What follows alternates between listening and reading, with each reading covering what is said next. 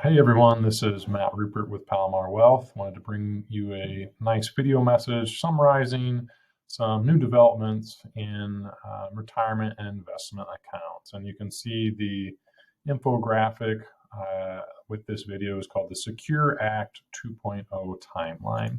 Just a brief background. So US Congress passed and President Biden signed the Consolidated Appropriations Act of 2023. And inside that, that's an omnibus spending bill included Secure 2.0 Act. And just wanted to hit on a few major talking points coming out of that passage. I'm not going to deep dive into any of these right now, but just some items that really stood out to us that could have some impacts to you and your investments and retirement decisions. So I'm just going to quickly go through some of those.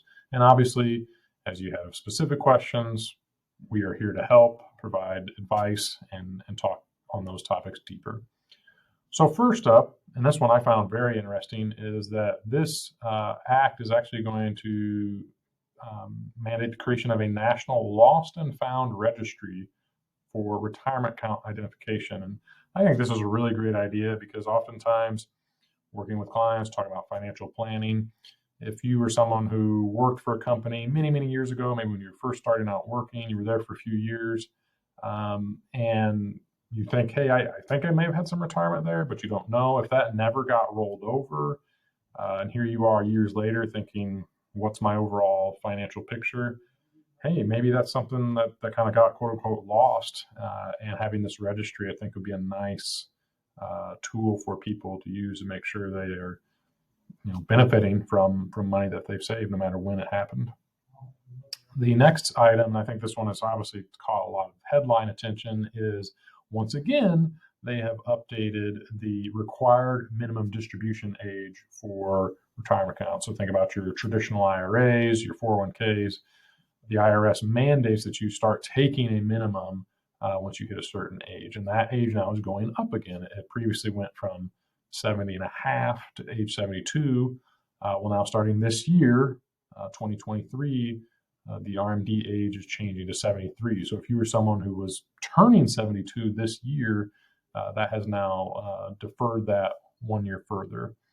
And then in 2033, that RMD age is going to go up again to 75. So just as a quick, you can see the kind of year birth ranges on the little path timeline there, but if you were born 1950 or earlier, you still fall under the 72 age. If you were born between 1951 and 1959, that's now the 73 age, and then those born 1960 or later will fall under that 75 age for their required minimum distribution.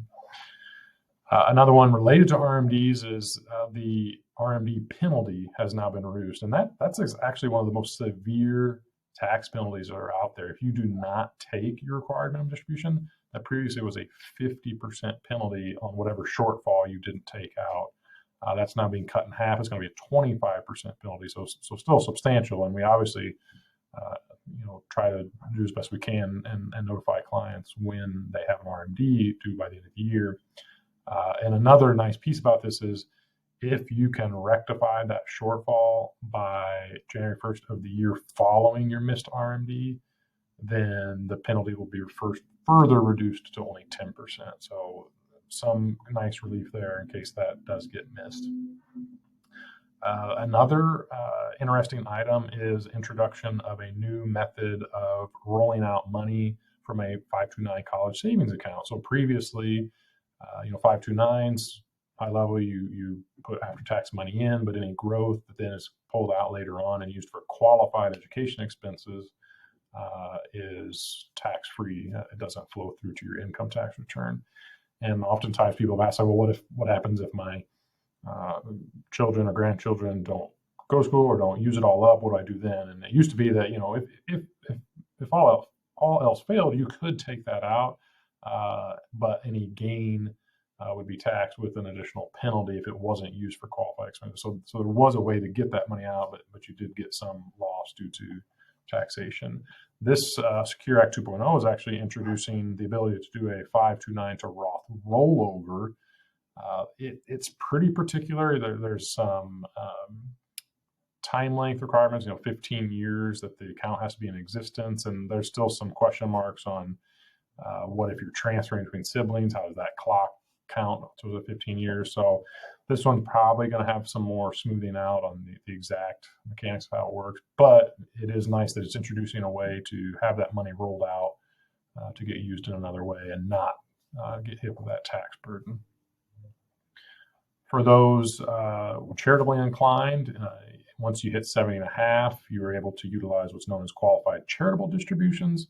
So this is where you take money goes directly from your IRA straight to the charity.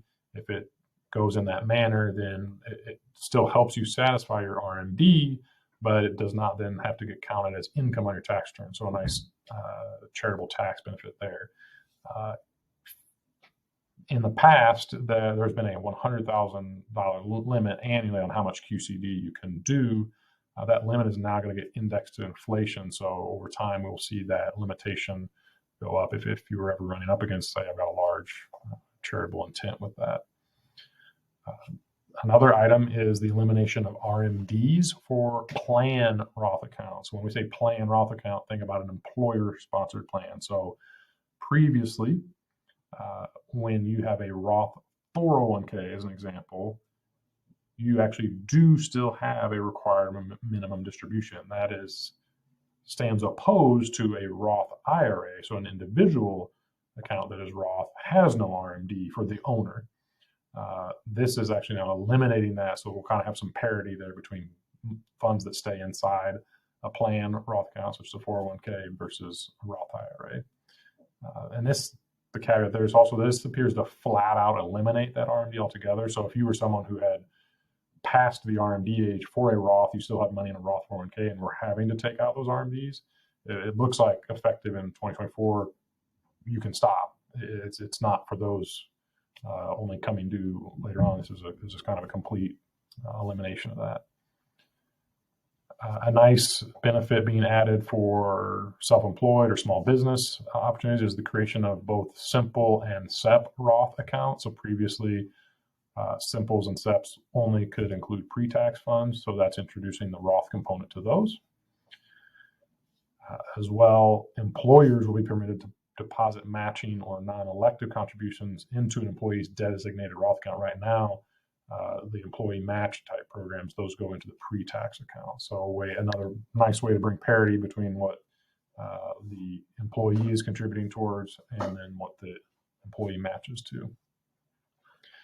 IRA catch-up contributions. So remember that when you hit 50 and older, you have an additional amount that you can contribute annually to IRAs. That's typically been the $1,000 above the standard annual amount. That catch-up contribution is now going to be indexed for inflation as well. So over time, see that grow so that people, especially if they're trying to quote unquote catch up later in life on contributions, that they have a bigger limit to do that. This next one is very kind of odd because it's very specific, is that participants who are only ages 60, 61, 62, and 63 will have their planned catch-up contribution limit increased. So that's kind of on top of the one I just mentioned with the index inflation. This is actually additional for just those four ages. And then lastly, comment that there are many other provisions of this bill. I am just touching on some of the major points that we felt, hey, these could really stand out to our clients, but there are many other provisions. So, for example, there are several early withdrawal penalty exceptions. So think about, if you take money out of an IRA account, if you do that before you're 59 and a half, that's what's normally considered an early distribution, and there's typically a tax penalty imposed for that. There are certain exceptions to that. One that I found, and I'm calling out here, that's an interesting new exception because I feel like this will maybe be a nice benefit for folks, is the allowance of retirement account owners to take penalty-free qualified long-term care distributions. So this has a lesser of component, and it's going to have some adjustments for inflation, but the ability to potentially draw out some funds for covering long-term care, because that's a very important topic. it's a rather expensive product to have long-term care insurance, and maybe this will open up the opportunity for people to for that while they're still in their working years, and their cash flow is tight around what they can manage there. So again, not an exhaustive list, some major points that we wanted to introduce. Glad for the opportunity to discuss these further if you have specific questions on any of these components. And once again, we thank you for the opportunity to help. All right, take care.